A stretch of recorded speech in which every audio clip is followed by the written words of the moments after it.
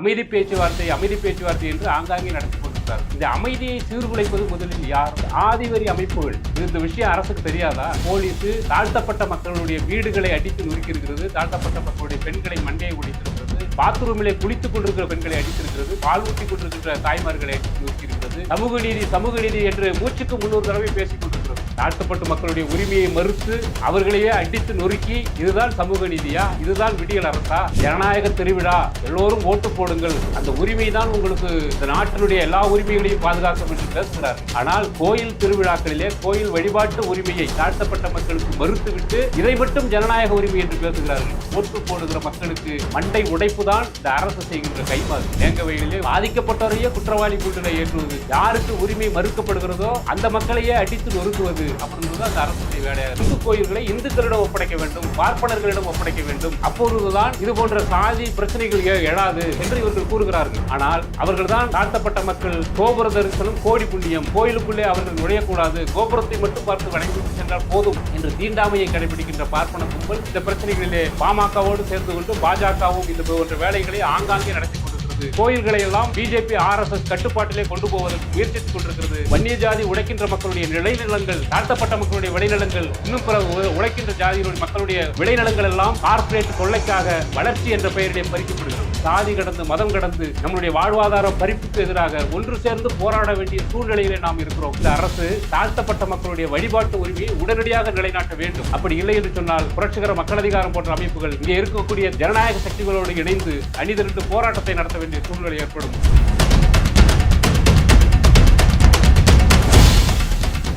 அன்பார்ந்த உழைக்கும் மக்களே, பெரியோர்களே, நண்பர்களே, உங்கள் அனைவருக்கும் நான் சார்ந்திருக்கின்ற புரட்சிகர மக்கள் அதிகாரம் அமைப்பின் சார்பாக வணக்கத்தை தெரிவித்துக் கொள்கிறேன். கடந்த 2ஆம் தேதி சேலம் தீவெட்டிப்பட்டியிலே தாழ்த்தப்பட்ட மக்களுடைய வழிபாட்டு உரிமை மறுக்கப்பட்டு அதனைத் தொடர்ந்து ஏற்பட்ட பேச்சுவார்த்தை, கைகலப்பு, அதன் பிறகு வன்முறை என்று இன்றைக்கு தமிழகம் முழுவதும் பேசுபொருளாக மாறியிருக்கிறது. அந்த அடிப்படையிலே அங்கு என்ன நிகழ்ந்தது என்பதை அந்த பாதிக்கப்பட்ட மக்களை நேரில் சென்று கேட்டறியும் முகமாக எமது புரட்சிகர மக்கள் அதிகாரம் தோழர்கள் அங்கே நேரில் சென்று மக்களை சந்தித்து வந்தோம். அங்கே என்ன பிரச்சனை? குறிப்பாக தாழ்த்தப்பட்ட மக்களுடைய வழிபாட்டு உரிமை மறுக்கப்படுகிறது. அதுதான் அடிப்படையான பிரச்சனை. சென்ற ஆண்டே அந்த பிரச்சனை தொடங்கி இருக்கிறது. இந்த ஆண்டும் அந்த பிரச்சனை பேசுபொருளாக மாறி இருக்கிறது. அங்கே இருக்கின்ற அந்த மாரியம்மன் கோயிலில் அழகு குத்துவது, காப்பு கட்டுவது, கிடாவெட்டி படையல் செய்வது என்பதை காலங்காலமாக தாழ்த்தப்பட்ட மக்கள் செய்து வந்தார்கள். இது ஒரு புறம் இருக்க, இந்த கோயில் என்பது அரசனுடைய கட்டுப்பாட்டில் இருக்கக்கூடிய இந்து அறநிலையத்துறையின் கட்டுப்பாட்டில் இருக்கக்கூடிய ஒரு கோயில், ஒரு பொது கோயில். அப்படி இருக்க இந்த கோயிலிலே தாழ்த்தப்பட்ட மக்களை அனுமதிக்க முடியாது என்று ஆதிக்க சாதி வெறியர்கள் கூறுவது என்பது அடிப்படையிலே சட்டவிரோதமானது, சாதிய வன்முறையை தூண்டக்கூடியது. SC/ST சட்டத்தின் கீழ் அவர்களை கைது செய்ய வேண்டும். அப்படி செய்யாமல் பேச்சுவார்த்தை என்ற பெயரிலே தொடங்கி அமைதி பேச்சுவார்த்தை என்று ஆங்காங்கே நடத்தி கொண்டிருக்கிறார்கள். இந்த அமைதியை சீர்குலைப்பது முதலில் யார்? ஏற்கனவே அமைதியாக வழிபாடுகள் அந்த கோயிலில் நடந்து கொண்டிருந்தது. புதிதாக இன்றைக்கு அமைதியை சீர்குலைத்தவர்கள் யார்? ஒரு அரசு பள்ளிக்கூடத்திலே எல்லோரும் படிக்கலாம், அரசு மருத்துவமனையிலே எல்லாரும் மருத்துவம் பார்த்துக் கொள்ளலாம். அரசு கட்டுப்பாட்டில் இருக்கக்கூடிய ஒரு கோயிலிலே குறிப்பிட்ட சாரார் உள்ளே நுழையக்கூடாது, அவர்களுக்கு வழிபாட்டு உரிமை இல்லை என்று சொல்வது அடிப்படையிலே சாதி பிரச்சனைகளை கிளப்புகின்ற, சாதி வெறியை கக்குகின்ற ஒரு அயோக்கியத்தனமான வன்கொடுமைக்கு வித்திடுகின்ற ஒரு செயல். அவர்களை முதலிலே தூக்கி உள்ளே போட்டிருக்க வேண்டும், சிறையிலே தள்ளி இருக்க வேண்டும். அதை செய்யாமல் பேச்சுவார்த்தை என்று எதற்காக அரசு இந்த வேலையை செய்து கொண்டிருக்கிறது? அதை தொடர்ந்து ஏற்படுகிற பிரச்சனைகளிலே ஒரு இளைஞன் ஆதிக்க சாதி வெறியர்களால் தாக்கப்படுகிறான். அதைத் தொடர்ந்து அங்கே சாலை மறியலிலே தாழ்த்தப்பட்ட மக்கள் ஈடுபடுகிறார்கள். அதைத் தொடர்ந்து அங்கே வன்முறை வெடிக்கிறது. அங்கே பெட்ரோல் குண்டுகள் கடைகளுக்கு வீசப்பட்டு தீ வைக்கப்படுகிறது. தீ வைப்பு சம்பவம், வன்முறை சம்பவம் என்பதை நாம் ஆதரிக்கவில்லை, அது தவறானதுதான். ஆனால் அது தாழ்த்தப்பட்ட மக்களுடைய எதிர் தாக்குதல் என்றுதான் நாம் பார்க்க வேண்டும். காலங்காலமாக அந்த மக்கள் அடக்கி ஒடுக்கப்பட்டு உரிமை மறுக்கப்பட்டு கிடக்கின்ற மக்களை அவர்களுக்கு அரசு அங்கீகாரம், சட்ட அங்கீகாரம் இருந்தும் கூட கோயிலிலே நுழைய தடை விதிக்கப்படுகிறது என்று சொன்னால் யார் முதலிலே பிரச்சனையை எழுப்புவது? ஆதிவரி அமைப்புகள். சாதாரணமாக அந்யோன்யமாக சகோதர சகோதரிகளாக ஒரே வாழ்க்கை முறையிலே வாழ்ந்து கொண்டிருக்கின்ற, வாழ்க்கை நடத்தி கொண்டிருக்கின்ற தாழ்த்தப்பட்ட மக்களும் வன்னிய ஜாதி உழைக்கும் மக்களும் வாழ்ந்து கொண்டிருக்க, அவர்களை சாதி சங்கங்கள், சாதிவரி அமைப்புகள், பாமக போன்ற அமைப்புகள் இது மாதிரியான பிரச்சனைகளை கிளப்பி அங்கே முரண்பாடுகளை ஏற்படுத்தி கொண்டிருக்கிறார்கள் அப்படின்றதுதான் விஷயமா இருக்கு. சமூக நீதி ஆட்சி என்று பேசப்படுகிற ஆட்சியிலே அந்த வன்முறை, குறிப்பாக அங்கே பெட்ரோல் குண்டுகள் வீசப்பட்டு எரிக்கப்படுகிறது என்பதை காரணமாக காட்டி அதை எதிர்பார்த்து காத்திருந்ததை போல போலீஸ் மிகப்பெரிய ஒரு அரசு வன்முறையை, போலீஸ் வன்முறையை அங்கே கட்டவிழ்த்து விட்டு தாழ்த்தப்பட்ட மக்களுடைய வீடுகளை அடித்து நொறுக்கி இருக்கிறது. தாழ்த்தப்பட்ட மக்களுடைய பெண்களை மண்டையை உடைத்திருக்கிறது. பாத்ரூமிலே குளித்துக் கொண்டிருக்கிற குளியலறையிலே குளித்துக் கொண்டிருக்கிற பெண்களை அடித்திருக்கிறது.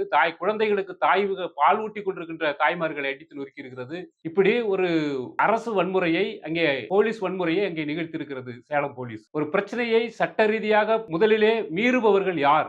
இந்த விஷயம் அரசுக்கு தெரியாதா? ஏற்கனவே சென்ற ஆண்டே இது போல பிரச்சனைகள் எழுந்து கொண்டிருக்கிற போது ஆங்காங்கே கோயில் பிரச்சனைகளிலே வழிபாட்டு உரிமை தாழ்த்தப்பட்ட மக்களுக்கு மறுக்கப்படுகிறது என்று தமிழகம் முழுக்க பல கோயில்களிலே மேல்பாதி போன்ற கோயில்களிலே மறுக்கப்பட்டு பிரச்சனையாகி கொண்டிருக்கிறது என்பது அரசுக்கு தெரிந்திருந்தும் கூட இவ்வாறு அலட்சியம் காட்டுவது, அதனுடைய தொடர்ந்து பிரச்சனைகள் எழுந்து அதை காரணமாக காட்டி தாழ்த்தப்பட்ட மக்களை ஈவிரக்கமற்ற முறையில் அடக்கி ஒடுக்கி அவர்கள் போலீஸை கண்டாலே அஞ்சி நடுங்குகின்ற ஒரு செயலை நோக்கி தள்ளப்பட்டிருக்கிறது. அந்த மக்கள் அடிபட்டு மருத்துவம் பார்த்துக் கொள்ள கூட மருத்துவமனைக்கு செல்ல முடியாத நிலைக்கு தள்ளப்பட்டிருக்கிறார்கள். மருத்துவமனைக்கு சென்றால் அங்கே கைது செய்யப்படுவோம் என்று அஞ்சி அந்த மக்கள் வீட்டிலேயே முடங்கி கிடக்கிறார்கள். பிரச்சனைகளை கையாளாக தெரியாத இந்த அரசு தாழ்த்தப்பட்ட மக்களுடைய உரிமையை நிலைநாட்ட வக்கற்ற அரசாக இன்றைக்கு இந்த அரசமைப்புகள் எல்லாம் மாறிக்கொண்டிருக்கிறது அப்படின்றத யதார்த்த விஷயம். ஜனநாயக திருவிழா, எல்லோரும் ஓட்டு போடுங்கள், அந்த உரிமை தான் உங்களுக்கு இந்த நாட்டினுடைய எல்லா உரிமைகளையும் பாதுகாக்கும் என்று பேசுகிறார்கள். ஆனால் கோயில் திருவிழாக்களிலே கோயில் வழிபாட்டு உரிமையை தாழ்த்தப்பட்ட மக்களுக்கு மறுத்துவிட்டு இதை மட்டும் ஜனநாயக உரிமை என்று பேசுகிறார்கள். ஓட்டு போடுகிற மக்களுக்கு மண்டை உடைப்பு தான் ரத்த களரியாக்கி அந்த மக்களையே அடித்து நொறுக்குவதுதான் ஓட்டு போட்டு ஜனநாயக கடமை ஆற்றக்கூடிய மக்களுக்கு இந்த அரசு செய்கின்ற கைமாறு. ஆக இந்த உரிமைகளை எல்லாம் பறித்துக் கொண்டிருக்கிறது இன்றைக்கு அப்படின்றதுதான் விஷயமா இருக்குது. வேங்கவயலிலே தாழ்த்தப்பட்ட மக்களுடைய குடிநீரிலே மலம் கலந்து ஓராண்டு ஆகியும் அந்த குற்றவாளிகள் கைது செய்யப்படவில்லை. யாருக்கு டார்ச்சர்ஸ் கொடுத்துக் கொண்டிருக்கிறது போலீஸ்? யாருடைய டிஎன்ஏவை எடுத்து சோதனை செய்து கொண்டிருக்கிறது? தாழ்த்தப்பட்ட மக்களுடைய டிஎன்ஏ சோதனை செய்து கொண்டிருக்கிறது. பாதிக்கப்பட்டவரையே குற்றவாளி கூண்டில் ஏற்றுவது, யாருக்கு உரிமை மறுக்கப்படுகிறதோ அந்த மக்களையே அடித்து நொறுக்குவது, தாழ்த்தப்பட்ட மக்களையே குற்றவாளி ஆக்குவது அப்படின்றது அந்த அரசுடைய வேலையாக இருக்கு. கள்ளக்குறிச்சியிலே அந்த மாணவி பாலியல் பலாத்காரத்துக்கு உள்ளப்பட்டு கொலை செய்யப்பட்டதை தொடர்ந்து அந்த சம்பவங்களை காரணம் காட்டி போலீஸ் குறிப்பாக தாழ்த்தப்பட்ட மக்களை ஆங்காங்கே அடித்து நொறுக்கி மண்டையை உடைத்து கைது செய்து சிறையிலே தள்ளியது. ஆக எந்த ஒரு பிரச்சனையிலும் பாதிக்கப்பட்ட மக்களாக இருக்கக்கூடிய தாழ்த்தப்பட்ட மக்களையே குற்றவாளியாக்கி அவர்களுக்கு மீண்டும் மீண்டும் அச்சுறுத்தி அவர்கள் தலையெடுக்க முடியாத அளவிற்கு, அவர்கள் முன்னேற முடியாத அளவிற்கு எந்த வகையிலும் அவர்கள் முன்னேறிவிடக்கூடாது என்பதை சாதி வெறியர்கள் மட்டுமல்ல, இந்த அரசும் சாதி வெறியோடு, போலீசும் சாதி வெறியோடு செயல்பட்டுக் கொண்டிருக்கிறது அப்படி என்பதுதான் இன்றைக்கு யதார்த்தமான உண்மையாக இருந்து கொண்டிருக்கிறது. இது மட்டுமல்ல, RSS பிஜேபி ஒரு இந்து அறநிலைத்துறையை கட்டுப்பாட்டில் இருக்கக்கூடிய கோயில்களிலே இது மாதிரி சாதி பிரச்சனைகள் முரண்பாடுகள் ஏற்படுகிறது.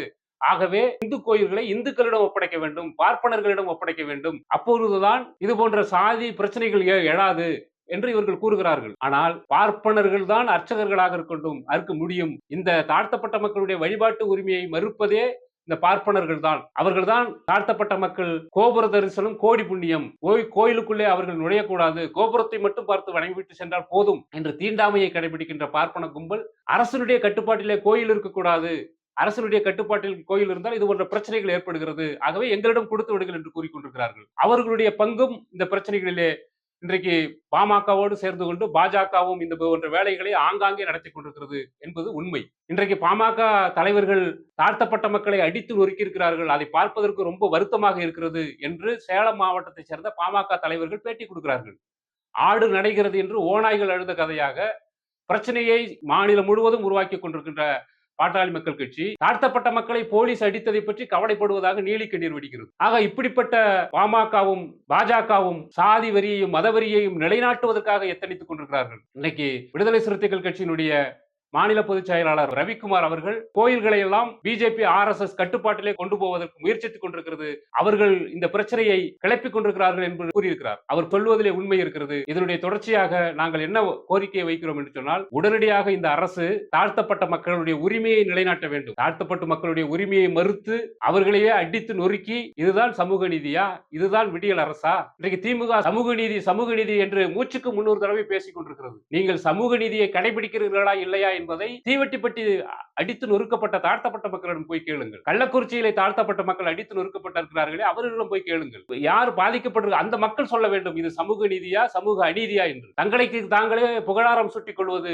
தங்களுக்கு தாங்களே ஒளிவட்டம் போட்டிக் கொள்வது, பெருமை பீற்றிக் கொள்வது அல்ல, இது ஒரு விளம்பர ஆட்சியாக நடந்து கொண்டிருக்கிறது. ஆகவே உடனடியாக தமிழக அரசு இதிலே தலையிட்டு தாழ்த்தப்பட்ட மக்களுடைய வழிபாட்டு உரிமையை உடனடியாக நிலைநாட்ட வேண்டும். அப்படி இல்லை என்று சொன்னால் எங்களை போன்ற புரட்சிகர மக்கள் அதிகாரம் போன்ற அமைப்புகள் இங்கே இருக்கக்கூடிய ஜனநாயக சக்திகளோடு இணைந்து அணிதிரண்டு போராட்டத்தை நடத்த வேண்டிய சூழ்நிலை ஏற்படும் என்பதை இதை தெரிவித்துக் கொள்கிறோம். வன்னிய சாதி உழைக்கும் மக்களிடம் எங்களது அமைப்பு சார்பாக ஒரு வேண்டுகோளை முன்வைக்கிறோம். அன்பார்ந்த வன்னிய சாதி உழைக்கும் மக்களே, இன்றைக்கு பாட்டாளி மக்கள் கட்சி சாதி வெறியை தூண்டிக்கொண்டு மக்களை பாஜக எப்படி மத ரீதியாக பிளவுபடுத்திக் கொண்டிருக்கிறதோ அதே போல ஜாதி ரீதியாக பாட்டாளி மக்கள் கட்சி மக்களை பிளவுபடுத்திக் கொண்டிருக்கிறது. சாதி வெறியை தூண்டிக் கொண்டு மோதலை ஏற்படுத்திக் கொண்டிருக்கிறது. இது வன்னிய ஜாதி உழைக்கின்ற மக்களுக்கு இதனால் எந்த பயனும் இல்லை. இன்றைக்கு வன்னிய ஜாதி உழைக்கும் மக்களும் தாழ்த்தப்பட்ட மக்களுடைய விளை நிலங்களும் திருவண்ணாமலை செய்யாறிலே விளைநிலங்கள் கார்ப்பரேட் முதலாளிகளுக்காக சிப்காட்டுக்காக பறிக்கப்படுகிறது. பரந்தூர் விமான நிலையத்திலே 13 கிராம மக்கள், தாழ்த்தப்பட்ட மக்கள், வன்னிய சாதி உழைக்கின்ற மக்கள், பல்வேறு சாதி உழைக்கின்ற மக்களுடைய விளைநிலங்கள் பறிக்கப்படுகிறது. கடலூரிலே NLC-க்காக விவசாய விளைநிலங்கள்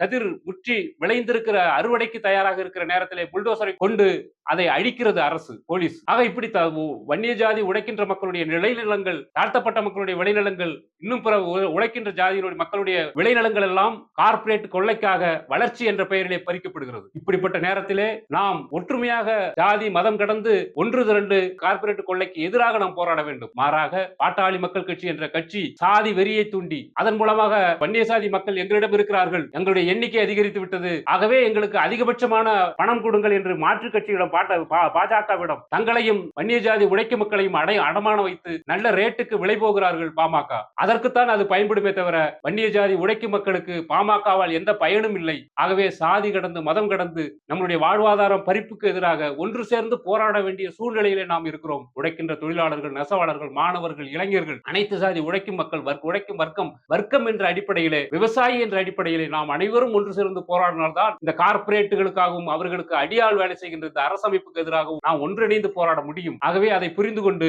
சாதி வெறி அமைப்புகளை புறக்கணித்து ஒரே வர்க்கம் என்ற அடிப்படையில் ஒன்று திரளுமாறு உங்களை பணிவன்போடு கேட்டுக்கொள்கிறேன். நன்றி.